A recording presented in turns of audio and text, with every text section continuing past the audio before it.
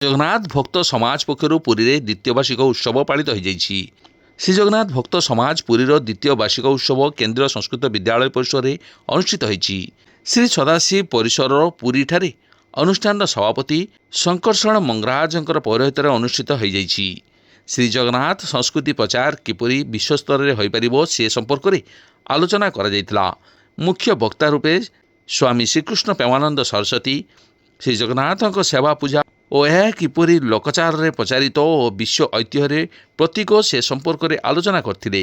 विशिष्ट अतिथि भावे सदाशिव परिसर में भारप्राप्त निर्देशिका प्रोफेसर अनुपमा पुष्टि श्री जगन्नाथ विभिन्न जानी यात्रा और शास्त्रर महाप्रभु श्री जगन्नाथ महिमा किपरि वर्णना करा जायछि से बाबद में वक्तव्य रखिथिले।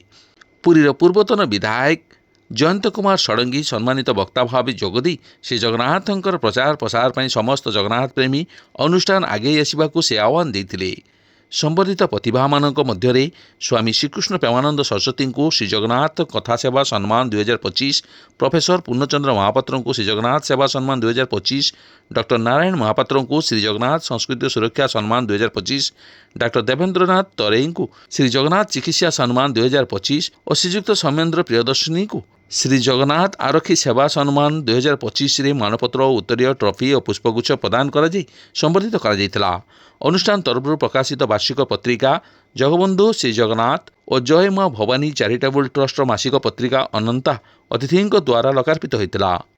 कार्यक्रम आरंभ भक्ति नैवेद्य भजन कार्यक्रम अनुष्ठित होता। वाणीश्री संगीत एकाडेमी कलाकार मानक द्वारा श्री जयदेव कृत गीत गोविंद गान करा जायतिला। सम्मानित अतिथि भावे बाबा ब्रजबंधु दास, महंत श्री ललितचरण दास, महंत श्री गौर गोपाल दास जोग देथिले। उपदेष्टा जगाचार्य श्री रमावल्लभ महापात्र अतिथि परिचय प्रदान करथिले। एथिरे अनुष्ठान संपादक डॉक्टर शशिकांत रथ वार्षिक विवरणी पाठ करथिबा बेले से समस्त को धन्यवाद अर्पण करथिले।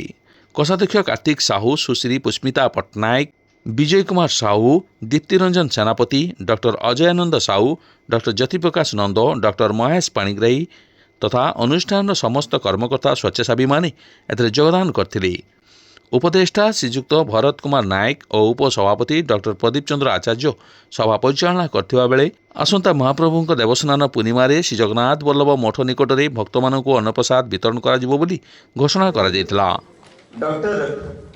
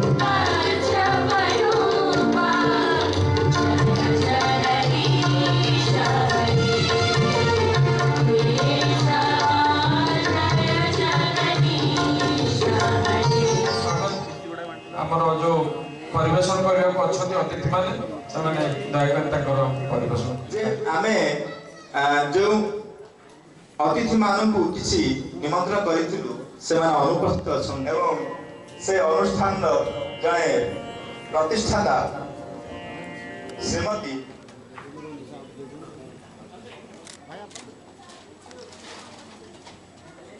धन्यवाद बहुजन प्रशंसित सर्वोपरि आपणकर महाप्रभु श्री जगन्नाथ अनन्य भक्त भाव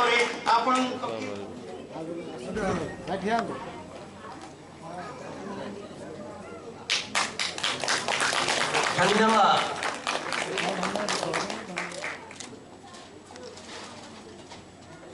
ଧନ୍ୟବାଦ। ଦୀର୍ଘାୟୁ କରନ୍ତୁ। ପୁଣି ତାଙ୍କ ପାଇଁ ଜୋରଦାର କରତାଳି ତାଙ୍କ ଦୀର୍ଘାୟୁ କାମନା କରି